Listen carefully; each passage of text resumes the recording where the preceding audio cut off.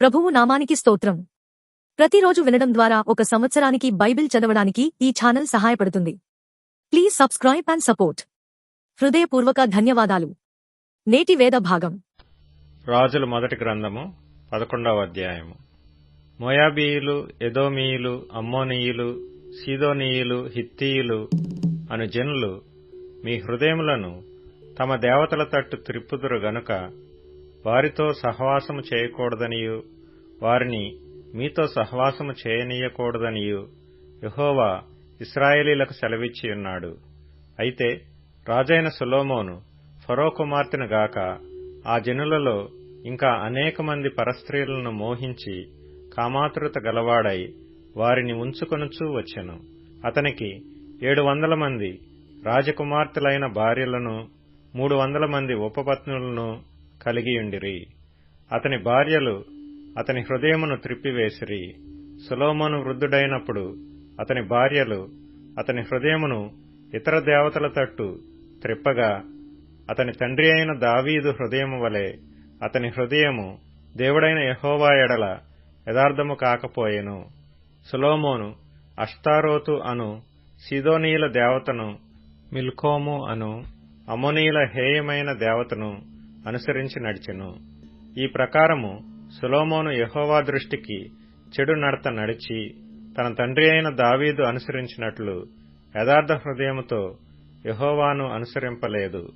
సొలొమోను Chemosh అను మోయాబీయుల హేయమైన దేవతకును, మొలెకు అను అమ్మోనీయుల హేయమైన దేవతకును యెరూషలేము ఎదుటనున్న కొండమీద బలిపీఠములను కట్టించెను.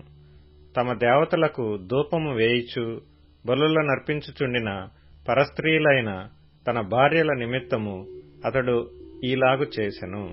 ఇశ్రాయేలీల దేవుడైన యెహోవా అతనికి 2 మార్లు ప్రత్యక్షమై నీవు ఇతర దేవతలను వెంబడింపవలదని అతనికి ఆజ్ఞాపించినను సొలొమోను హృదయము ఆయన యొద్ద నుండి తొలగిపోయెను. యెహోవా తనకిచ్చిన ఆజ్ఞను అతడు గైకొనకపోగా యెహోవా అతని మీద కోపగించి సెలవిచ్చినదేమనగా, నేను నీతో చేసిన నా నిబంధనను కట్టడలను నీవు ఆచరింపకపోవుట నేను కనుగొనుచున్నాను గనుక ఈ రాజ్యము నీకుండకుండా నిశ్చయముగా తీసివేసి నీ దాసునికిచ్చెదను. అయినను నీ తండ్రి అయిన దావీదు నిమిత్తము నీ దినములయందు నేను అలాగున చేయక నీ కుమారుని చేతిలో నుండి దాని తీసివేసెదను. రాజ్యమంతయు తీసివేయను. నా దాసుడైన దావీదు నిమిత్తమును నేను కోరుకొనిన యెరూషలేము నిమిత్తమును ఒక గోత్రము నీ కుమారునికిచ్చెదను. యెహోవా ఎదోమీయుడైన హదదు అను ఒకని సొలొమోనునకు విరోధిగా రేపెను. అతడు ఎదోము దేశపు రాజవంశస్థుడు.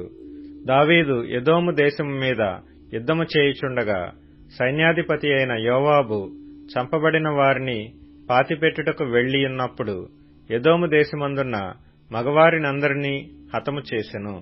ఎదోములోనున్న మగవారినందరినీ హతము చేయు వరకు ఇశ్రాయేలీలందరితో కూడా యోవాబు 6 నెలలు అచ్చట నిలిచెను.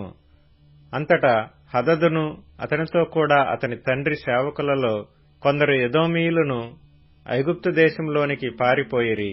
హదదు అప్పుడు చిన్నవాడై ఉండెను. వారు మిద్యాను దేశములో నుండి బయలుదేరి పారాను దేశమునకు వచ్చి పారాను దేశము నుండి కొందరిని తోడుకొని ఐగుప్తులోనికి ఐగుప్తు రాజుకు ఫరో నొద్దకు రాగా ఈ రాజు అతనికి ఇల్లును భూమియు ఇచ్చి ఆహారము నిర్ణయించెను. హదదు ఫరో దృష్టికి బహు దయ పొందగా తాను పెండ్లి చేసుకొనిన రాణి అయిన తహ్పెనేసు సహోదరిని అతనికి ఇచ్చి పెండ్లి చేసెను.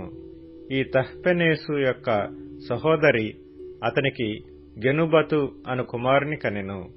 ఫరో ఇంట తహ్పెనేసు వీనికి పాలు విడిపించెను గనుక గెనుబతు ఫరో కుటుంబీకులలో నివసించి ఫరో కుమారులలో ఒకడుగా ఎంచబడెను. అంతటా దావీదు తన పితరులతో కూడా నిద్ర పొందిన సంగతిని, సైన్యాధిపతి అయిన యోవాబు మరణమైన సంగతిని ఐగుప్తు దేశమందు హదదు విని నేను నా స్వదేశమునకు వెళ్ళుటకు సెలవిమ్మని ఫరోతో మనవి చేయగా ఫరో నీవు నీ స్వదేశమునకు వెళ్లకోరుటకు నా యొద్ద నీకేమి తక్కువైనది అని అడిగెను. అందుకు హదదు, తక్కువైనదేదియూ లేదు గాని ఎలాగుననైనను నన్ను వెళ్ళనిమ్మనెను. మరియు దేవుడు అతని మీదికి ఎల్యాదా కుమారుడైన రెజోను అను ఇంకొక విరోధిని రేపెను. వీడు సోబా రాజైన హదదెజరు అను తన యజమానుని యొద్ద నుండి పారిపోయినవాడు. దావీదు సోబావారిని హతం చేసినప్పుడు ఇతడు కొందరిని సమకూర్చి కూడిన యొక్క సైన్యమునకు అధిపతి అయి దమస్కునకు వచ్చి అచ్చట నివాసము చేసి దమస్కులో రాజాయెను.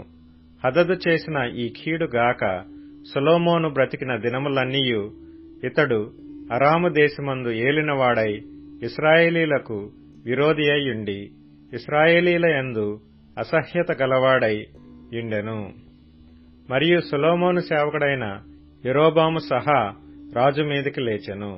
ఇతడు జెరేదా సంబంధమైన ఎఫ్రాయిమీయుడైన నెబాతు కుమారుడు.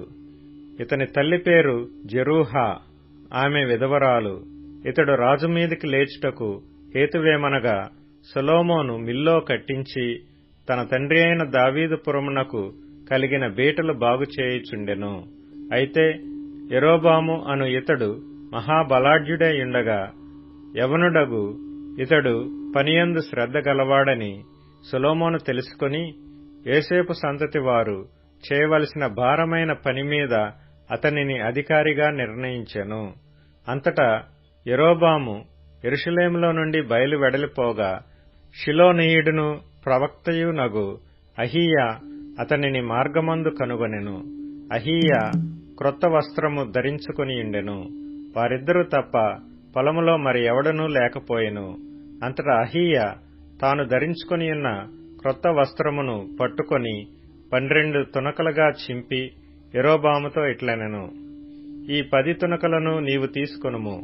ఇశ్రాయేలీల దేవుడైన యెహోవా సెలవిచ్చినదేమనగా, జనులు నన్ను విడిచిపెట్టి అష్తారోతు అను సీదోనీయుల దేవతకును, కెమోషు అను మోయాబీయుల దేవతకును, మిల్కోము అను అమ్మోనీయుల దేవతకును మ్రొక్కి సొలొమోను తండ్రి అయిన దావీదు చేసినట్లు నా దృష్టికి యోగ్యమైన దాని చేయకయు, నా కట్టడలను నా విధులను అనుసరింపకయు, నేను ఏర్పరిచిన మార్గములలో నడవకయు నున్నారు. గనుక సొలొమోను చేతిలో నుండి రాజ్యమును కొట్టివేసి 10 గోత్రములను నీకిచ్చెదను. అయితే నా సేవకుడైన దావీదు నిమిత్తమును నేను యెరూషలేము పట్టణమును కోరుకొనినందునను ఇశ్రాయేలీల గోత్రములలో నుండి వానికి ఒక గోత్రము ఉండనిత్తును. రాజ్యము వాని చేతిలో నుండి బొత్తిగా తీసివేయక నేను కోరుకొనిన నా సేవకుడైన దావీదు నా ఆజ్ఞలను అనుసరించి నా కట్టడలను ఆచరించిన గనుక దావీదును జ్ఞాపకము చేసుకొని అతని దినములన్నీయు అతనిని అధికారిగా ఉండనిత్తును. అయితే అతని కుమారుని చేతిలో నుండి రాజ్యమును తీసివేసి అందులో నీకు 10 గోత్రములనిచ్చెదను. నా నామమును అచ్చట ఉంచుటకు నేను కోరుకొనిన పట్టణమైన యెరూషలేములో నా ఎదుట ఒక దీపము నా సేవకుడైన దావీదునకు ఎల్లప్పుడూ నుండునట్లు అతని కుమారునికి ఒక గోత్రము ఇచ్చెదను. నేను నిన్ను అంగీకరించినందున నీ కోరిక ఎంతటి చొప్పున నీవు ఏలుబడి చేయుచు ఇశ్రాయేలు వారి మీద రాజువై ఉందువు. నేను నీకు ఆజ్ఞాపించినదంతయు నీవు విని నా మార్గములననుసరించి నడుచుచు నా దృష్టికి అనుకూలమైన దానిని జరిగించుచు నా సేవకుడైన దావీదు చేసినట్లు నా కట్టడలను నా ఆజ్ఞలను గైకొనిన ఎడల నేను నీకు తోడుగా ఉండి దావీదు కుటుంబమును శాశ్వతముగా నేను స్థిరపరిచినట్లు నిన్నును స్థిరపరచి ఇశ్రాయేలు వారిని నీకు అప్పగించెదను. వారు చేసిన క్రియలను బట్టి నేను దావీదు సంతతి వారిని బాధపరచుదును గాని నిత్యము బాధింపను. జరిగిన దానిని విని సొలొమోను యరొబామును చంపచూడగా యరొబాము లేచి ఐగుప్తు దేశమునకు పారిపోయి ఐగుప్తు రాజైన షీషకు నొద్ద చేరి సొలొమోను మరణమగు వరకు ఐగుప్తులోనే ఉండెను. సొలొమోను చేసిన ఇతర కార్యములను గూర్చియు అతడు చేసినదంతటినీ గూర్చియు అతని జ్ఞానమును గూర్చియు సొలొమోను కార్యములను గూర్చిన గ్రంథమందు వ్రాయబడి ఉన్నది. సొలొమోను యెరూషలేమునందు ఇశ్రాయేలీలందరినీ ఏలిన కాలము 40 సంవత్సరములు. అంతటా సొలొమోను తన పితరులతో కూడా నిద్రించి తన తండ్రి అయిన దావీదు పురమందు సమాధి చేయబడెను. తరువాత అతని కుమారుడైన రెహబాము అతనికి మారుగా రాజాయెను. రాజుల మొదటి గ్రంథము 12వ అధ్యాయము. రెహబామునకు పట్టాభిషేకం చేయుటకు ఇశ్రాయేలీలందరూ షెకెమునకు రాగా రెహబాము షెకెమునకు పోయెను. నెబాతు కుమారుడైన యరొబాము రాజైన సొలొమోను నొద్ద నుండి పారిపోయి ఐగుప్తులో నివాసము చేయుచుండెను. యరొబాము ఇంకా ఐగుప్తులోనే యుండి ఆ సమాచారము వినెను. జనులు అతని పిలువనంపగా యరొబామును ఇశ్రాయేలీల సమాజమంతయును వచ్చి రెహబాముతో నీలాగు మనవి చేసిరి. నీ తండ్రి బరువైన కాడిని మా మీద ఉంచెను. నీ తండ్రి నియమించిన కఠినమైన దాస్యమును మా మీద అతడు ఉంచిన బరువైన కాడిని నీవు చులకన చేసిన ఎడల మేము నీకు సేవ చేయుదుము. అందుకు రాజు, మీరు వెళ్లి 3 దినములైన తరువాత నా యొద్దకు తిరిగి రండని సెలవీయగా జనులు వెళ్లిపోయిరి. అప్పుడు రాజైన రెహబాము తన తండ్రి అయిన సొలొమోను బ్రతికియున్నప్పుడు అతని సమ్ముఖమందు సేవ చేసిన పెద్దలతో ఆలోచన చేసి ఈ జనులకు ఏమి ప్రత్యుత్తరమిచ్చేదనని వారినడుగగా వారు, ఈ దినముననే నీవు ఈ జనులకు దాసుడవై వారికి సేవ చేసి మృదువైన మాటలతో వారికి ప్రత్యుత్తరమిచ్చిన ఎడల వారు సదాకాలము నీకు దాసులగుదురనిరి. అయితే అతడు పెద్దలు తనతో చెప్పిన ఆలోచనను నిర్లక్ష్యపెట్టి తనతో కూడా పెరిగిన యవ్వనులను పిలిచి ఆలోచననడిగి వారికి ఇలాగు ప్రశ్న వేసెను. మా మీద నీ తండ్రి ఉంచిన కాడిని చులకన చేయుడని నాతో చెప్పుకొనిన ఈ జనులకు ప్రత్యుత్తరమిచ్చుటకు ఏ ఆలోచన మీరు చెప్పుదురు? అప్పుడు అతనితో కూడా ఎదిగిన ఆ యవనస్తులు ఈ ఆలోచన చెప్పిరి. నీ తండ్రి మా కాడి బరువైనదిగా చేసెను గాని నీవు దానిని చులకనగా చేయవలనని నీతో చెప్పుకొనిన ఈ జనులకు ఈలాగు ఆజ్ఞయిమ్ము. నా తండ్రి నడుము కంటే నా చిటికన వ్రేలు పెద్దదిగా ఉండును. నా తండ్రి మీ మీద బరువైన కాడిని పెట్టెను. సరే, నేను ఆ కాడిని ఇంకా బరువుగా చేయుదును. నా తండ్రి చబుకులతో మిమ్మును శిక్షించెను. సరే, నేను కొరడాలతో మిమ్మును శిక్షించుదును. 3వ దినమందు నా యొద్దకు రండని రాజు నిర్ణయము చేసి ఉన్నట్లు యరొబామును జనులందరూ 3వ దినమున రెహబాము నొద్దకు వచ్చిరి. అప్పుడు రాజు పెద్దలు చెప్పిన ఆలోచనను నిర్లక్ష్యపెట్టి యవనులు చెప్పిన ఆలోచన చొప్పున వారికి కఠినముగా ప్రత్యుత్తరమిచ్చి ఇట్లు ఆజ్ఞాపించెను. నా తండ్రి మీ కాడిని బరువుగా చేసెను గాని నేను మీ కాడిని మరీ బరువుగా చేయుదును. నా తండ్రి చబుకులతో మిమ్మును శిక్షించును గాని నేను కొరడాలతో మిమ్మును శిక్షించుదును. జనులు చేసిన మనవిని రాజు ఈ ప్రకారము అంగీకరింపకపోయెను. షిలోనీయుడైన అహీయా ద్వారా నెబాతు కుమారుడైన యరొబాముతో తాను పలికించిన మాట నెరవేర్చవలెనని యెహోవా ఈలాగున జరిగించెను. కాబట్టి ఇశ్రాయేలు వారందరూ రాజు తమ విన్నపమును వినలేదని తెలుసుకొని రాజుకీలాగు ప్రత్యుత్తరమిచ్చిరి. దావీదులో మాకు భాగమేది? యెషయ కుమారుని యందు మాకు స్వాస్థ్యము లేదు. ఇశ్రాయేలు వారలారా, మీ గుడారములకు పోవుడి. దావీదు సంతతి వారలారా, మీ వారిని మీరే చూచుకొనుడి అని చెప్పి ఇశ్రాయేలు వారు తమ గుడారములకు వెళ్లిపోయిరి. అయితే యూదా పట్టణములలోనున్న ఇశ్రాయేలు వారిని రెహబాము ఏలెను. తరువాత రాజైన రెహబాము వెట్టి పని వారి మీద అధికారి అయిన అదోరామును పంపగా ఇశ్రాయేలు వారందరూ రాళ్లతో అతని కొట్టినందున అతడు మరణమాయెను. కాబట్టి రాజైన రెహబాము యెరూషలేమునకు పారిపోవలనని తన రథము మీద త్వరగా ఎక్కెను. ఈ ప్రకారము ఇశ్రాయేలు వారు నేటి వరకు జరుగుచున్నట్లు దావీదు సంతతి వారి మీద తిరుగుబాటు చేసిరి. మరియు యరొబాము తిరిగి వచ్చినని ఇశ్రాయేలు వారందరూ విని సమాజముగా కూడి అతని పిలువనంపించి ఇశ్రాయేలు వారందరి మీద రాజుగా అతనికి పట్టాభిషేకము చేసిరి. యూదాగోత్రీయులు తప్ప దావీదు సంతతి వారిని వెంబడించిన వారెవరునూ లేకపోయిరి.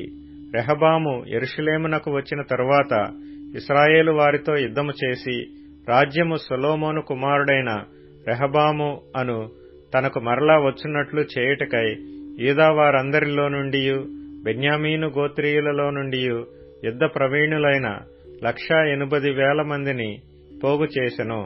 అంతట దేవుని వాక్కు దైవజనుడగు షమయాకు ప్రత్యక్షమై ఇలాగు సెలవిచ్చెను. నీవు సొలొమోను కుమారుడును యూదా రాజునైన రెహబాముతోనూ యూదా వారందరితోనూ బెన్యామీనీయులందరితోనూ శేషించిన వారందరితోనూ ఇట్లనుము, యెహోవా సెలవిచ్చినదేమనగా, జరిగినది నా వలనే జరిగెను. మీరు ఇశ్రాయేలు వారగు మీ సహోదరులతో యుద్ధము చేయుటకు వెళ్ళక అందరును మీ మీ ఇండ్లకు తిరిగి పోవుడి. కాబట్టి వారు యెహోవా మాటకు లోబడి దానిని బట్టి యుద్ధమునకు పోక నిలిచిరి. తరువాత యరొబాము ఎఫ్రాయిము మన్యమందు షెకెమను పట్టణము కట్టించి అచ్చట కాపురముండి అచ్చట నుండి బయలుదేరి పెనూయేలును కట్టించెను. ఈ జనులు యెరూషలేమునందున్న యెహోవా మందిరమందు బలులు అర్పించుటకు ఎక్కిపోవచుండిన ఎడల ఈ జనుల హృదయము యూదారాజైన రెహబాము అను తమ యజమానుని తట్టు తిరుగును. అప్పుడు వారు నన్ను చంపి యూదారాజైన రెహబామునొద్ద మరలా చేరుదురు. రాజ్యము మరలా దావీదు సంతతి వారి దగును అని యరొబాము తన హృదయమందు తలంచి ఆలోచన చేసి 2 బంగారపు దూడలు చేయించి జనులను పిలిచి, యెరూషలేమునకు పోవుట మీకు బహు కష్టము. ఇశ్రాయేలు వారలారా, ఐగుప్తు దేశములో నుండి మిమ్మును రప్పించిన మీ దేవుడు ఇవే అని చెప్పి ఒకటి బేతేలునందును ఒకటి దానునందును ఉంచెను. దాను వరకు ఈ రెంటిలో ఒకదానిని జనులు పూజించుట వలన రాజు చేసిన కార్యము పాపమునకు కారణమాయెను.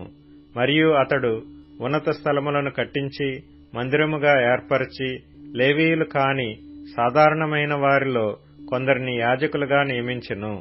మరియు యరొబాము యూదాదేశమందు జరుగు ఉత్సవము వంటి ఉత్సవమును 8వ మాసము 15వ దినమందు జరుప నిర్ణయించి బలిపీఠం మీద బలులు అర్పించుచూ వచ్చెను. ఈ ప్రకారము బేతేలునందును తాను చేయించిన దూడలకు బలులు అర్పించుచుండెను. మరియు తాను చేయించిన ఉన్నతమైన స్థలమునకు యాజకులను బేతేలునందుంచెను. ఈ ప్రకారము అతడు యోచించిన దానిని బట్టి 8వ మాసము 15వ దినమందు బేతేలులో తాను చేయించిన బలిపీఠం మీద బలులు అర్పించుచూ వచ్చెను. మరియు ఇశ్రాయేలు వారికి ఒక ఉత్సవమును నిర్ణయించి ధూపము వేయుటకై తానే బలిపీఠము ఎక్కెను. మత్తయి సువార్త 13వ అధ్యాయం. ఆ దినమందు యేసు ఇంటి నుండి వెళ్లి సముద్ర తీరమును కూర్చుండెను. బహుజన సమూహములు తన యొద్దకు కూడి వచ్చినందున ఆయన దోణి ఎక్కి కూర్చుండెను. ఆ జనులందరూ దరిని నిలిచియుండగా ఆయన వారిని చూచి చాలా సంగతులను ఉపమానరీతిగా చెప్పెను. ఎట్లనగా, ఇదిగో, విత్తువాడు విత్తుటకు బయలు వెళ్ళెను. వాడు విత్తుచుండగా కొన్ని విత్తనములు త్రోవ ప్రక్కన పడెను. పక్షులు వచ్చి వాటిని మ్రింగివేసెను. కొన్ని చాలా మన్నులేని రాతినేలన పడెను. అక్కడ మన్ను లోతుగా ఉండనందున అవి వెంటనే మొలిచెను గాని సూర్యుడు ఉదయించినప్పుడు అవి మాడి వేరు లేనందున ఎండిపోయెను. కొన్ని ముండ్ల పొదలలో పడెను. ముండ్ల పొదలు ఎదిగి వాటిని అణిచివేసెను. కొన్ని మంచి నేలను పడి ఒకటి 100 ఒకటి 60 ఒకటి 30 ఫలించెను. చెవులు గలవాడు వినుగాక అని చెప్పెను. తర్వాత శిష్యులు వచ్చి, నీవు ఉపమానరీతిగా ఎందుకు వారితో మాటలాడుచున్నావని ఆయనను అడుగగా, ఆయన వారితో ఇట్లనెను, పరలోక రాజ్య మర్మములు ఎరుగుట మీకు అనుగ్రహింపబడియున్నది గాని వారికి అనుగ్రహింపబడలేదు. కలిగిన వానికే ఇయ్యబడును, వానికి సమృద్ధి కలుగును. లేని వానికి కలిగినదియు వాని యొద్ద నుండి తీసివేయబడును. మరియు వారు చూచుచుండియు చూడరు, వినుచుండియు వినకయు గ్రహింపకయునున్నారు. ఇందు నిమిత్తము నేను ఉపమాన రీతిగా వారికి బోధించుచున్నాను. ఈ ప్రజలు కన్నులార చూచి చెవులార విని హృదయముతో గ్రహించి మనస్సు త్రిప్పుకొని నా వలన స్వస్థత పొందకుండునట్లు వారి హృదయము క్రొవ్వినది. వారి చెవులు వినుటకు మందములైనవి. వారు తమ కన్నులు మూసుకొనియున్నారు గనక మీరు వినుట మట్టుకు విందురుగాని గ్రహింపనే గ్రహింపరు, చూచుట మట్టుకు చూతురుగాని ఎంతమాత్రమును తెలుసుకొనురని యెషయా చెప్పిన ప్రవచనము వీరి విషయమై నెరవేరుచున్నది. అయితే మీ కన్నులు చూచుచున్నవి గనక అవి ధన్యములైనవి, మీ చెవులు వినుచున్నవి గనక అవి ధన్యములైనవి. అనేక ప్రవక్తలను నీతిమంతులను మీరు చూచువాటిని చూడగోరియూ చూడకపోయిరి, మీరు వినువాటిని వినగోరియూ వినకపోయిరని మీతో నిశ్చయముగా చెప్పుచున్నాను. విత్తువాని గూర్చిన ఉపమాన భావము వినుడి. ఎవడైనను రాజ్యమును గూర్చిన వాక్యము వినియు గ్రహింపకయుండగా దుష్టుడు వచ్చి వాని హృదయములో విత్తబడిన దానిని ఎత్తుకొనిపోవును. త్రోవ ప్రక్కన విత్తబడినవాడు వీడే. రాతినేలను విత్తబడినవాడు వాక్యము విని వెంటనే సంతోషముతో దానినంగీకరించువాడు. అయితే అతనిలో వేరు లేనందున అతడు కొంతకాలము నిలుచునుగాని వాక్యము నిమిత్తము శ్రమయైనను హింసయైనను కలగగానే అభ్యంతరపడును. ముండ్ల పొదలలో విత్తబడినవాడు వాక్యము వినువాడేగాని ఐహిక విచారమును ధనమోసమును ఆ వాక్యమును అణిచివేయును గనక వాడు నిష్ఫలుడవును. మంచి నేలను విత్తబడినవాడు వాక్యము విని గ్రహించువాడు. అట్టివారు సఫలులై ఒకడు 100 ఒకడు 60 ఒకడు 30 ఫలించుననెను. ఆయన మరియొక ఉపమానం వారితో చెప్పెను. ఏమనగా పరలోక రాజ్యము తన పొలములో మంచి విత్తనము విత్తిన ఒక మనుష్యుని పోలియున్నది. మనుష్యుడు నిద్రించుచుండగా అతని శత్రువు వచ్చి గోధుమల మధ్యను గురుగులు విత్తిపోయెను.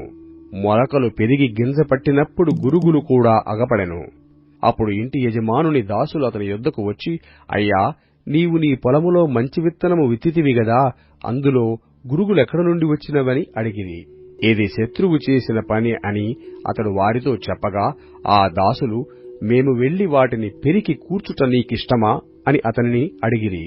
అందుకతడు, వద్దు, గురుగులను పెరుకుచుండగా వాటితో కూడా ఒకవేళ గోధుమలను పెళ్లగింతురు. కోతకాలము వరకు రొంటిని కలిపి ఎదగనియ్యడి. కోతకాలమందు గురుగులను ముందుగా కూర్చి వాటిని కాల్చివేయుటకు కట్టలు కట్టి గోధుమలను నా కొట్టులో చేర్చి పెట్టుడని కోతగాండ్రతో చెప్పుదుననెను. ఆయన మరియొక ఉపమానము వారితో చెప్పెను.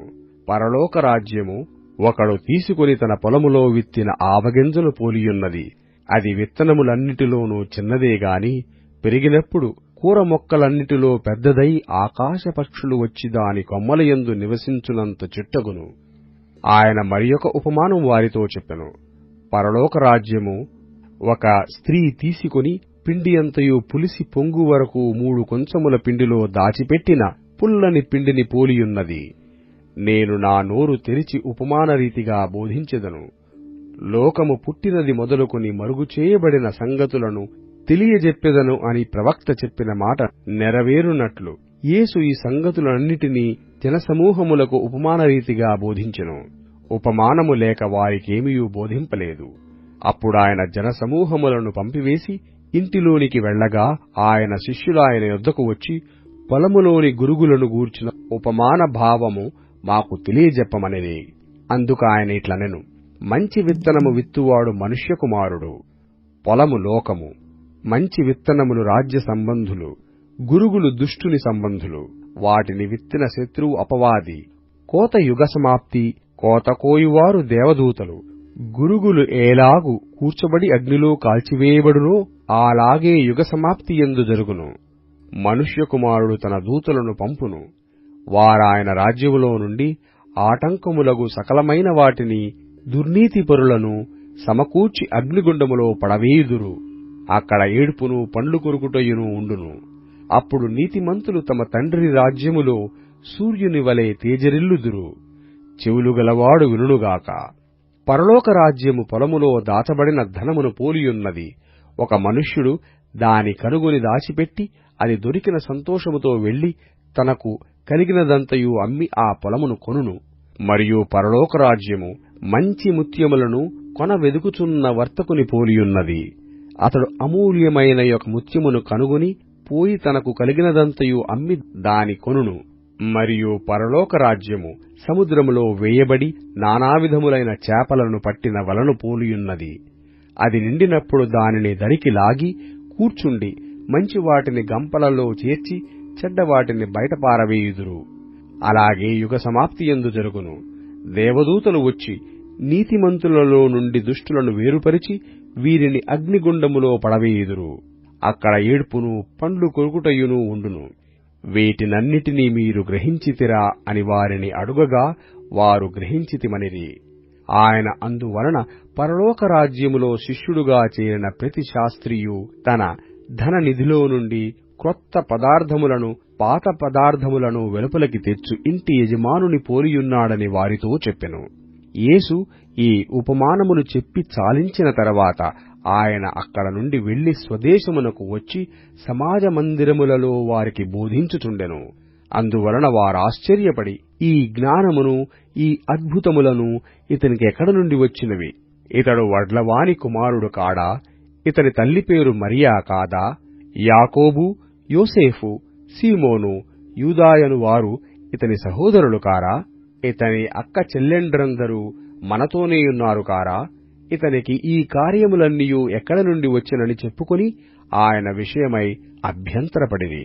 అయితే యేసు ప్రవక్త తన దేశములోనూ తన ఇంటను తప్ప మరి ఎక్కడనైనను ఘనహీనుడు కాడని వారితో చెప్పెను. వారి అవిశ్వాసమును బట్టి ఆయన అక్కడ అనేకమైన అద్భుతములు చేయలేదు. మత్తయి సువార్త 14వ అధ్యాయము. ఆ సమయమందు చతుర్థాధిపతి అయిన హేరోదు యేసును గూర్చిన సమాచారము విని, ఇతడు బాప్తిస్మమిచ్చు యోహాను, ఇతడు మృతులలో నుండి లేచియున్నాడు, అందువలననే అద్భుతములు అతని యందు క్రియారూపముఖములగుచున్నవని తన సేవకులతో చెప్పెను.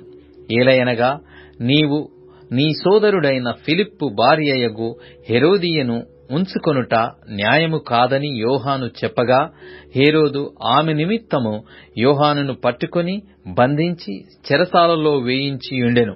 అతడు ఇతని చంపగోరెను గాని జనసమూహము ఇతనిని ప్రవక్తయని ఎంచినందున వారికి భయపడెను.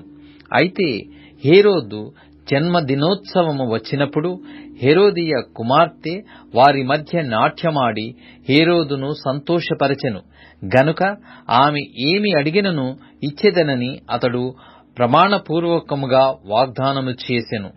అప్పుడామె తన తల్లి చేత ప్రేరేపింపబడినదై బాప్తిస్మమిచ్చు యోహాను తలను ఇక్కడ పల్లెములో పెట్టి నాకిప్పించుమని అడిగెను.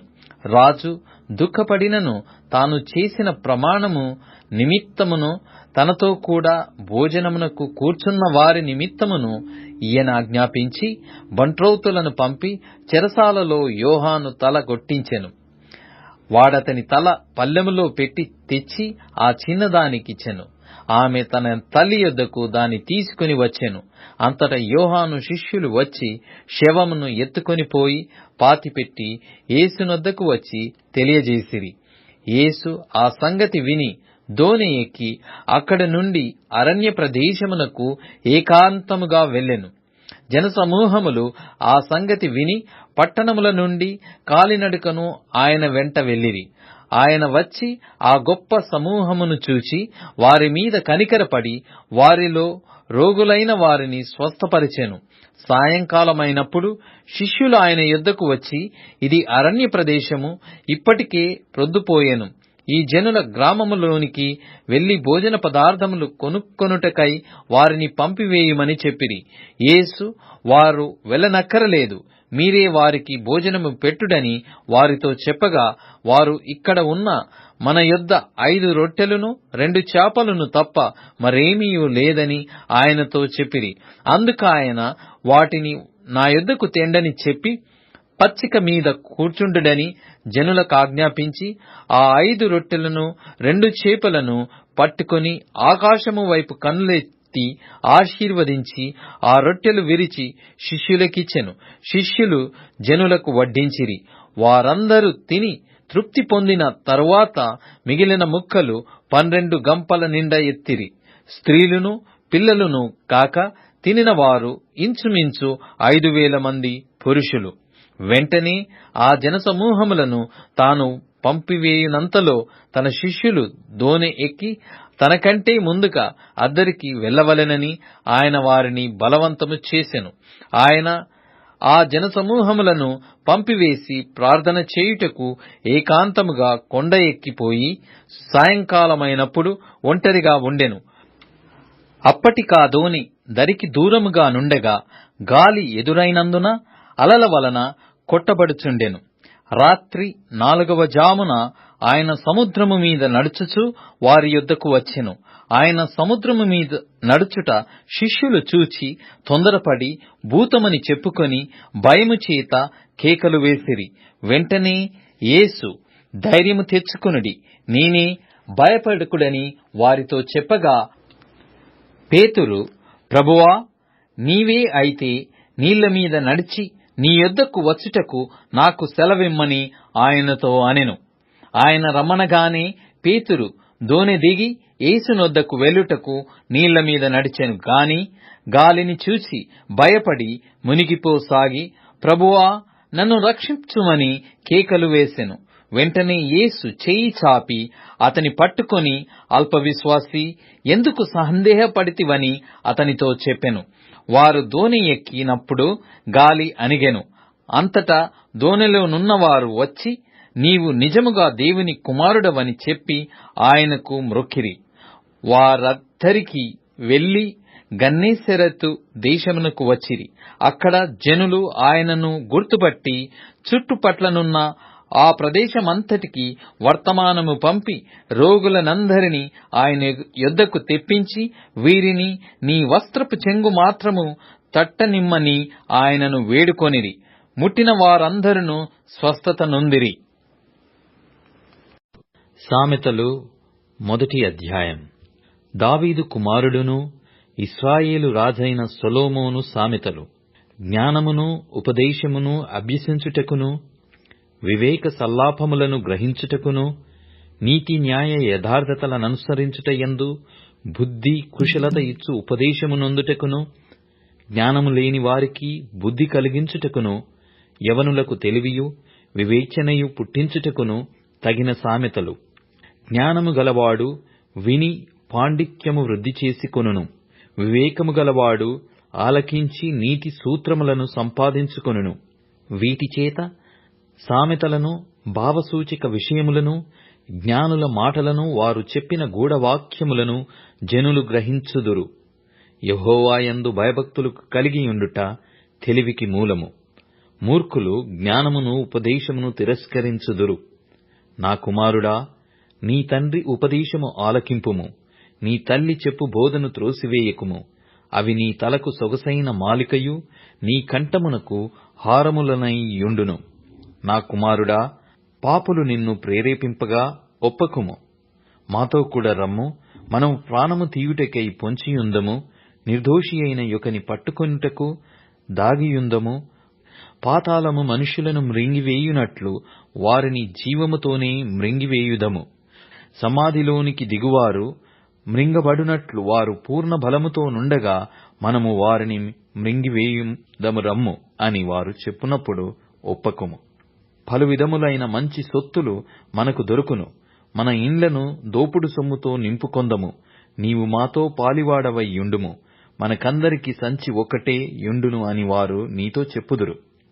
నా కుమారుడా, నీవు వారి మార్గమున పోకుము.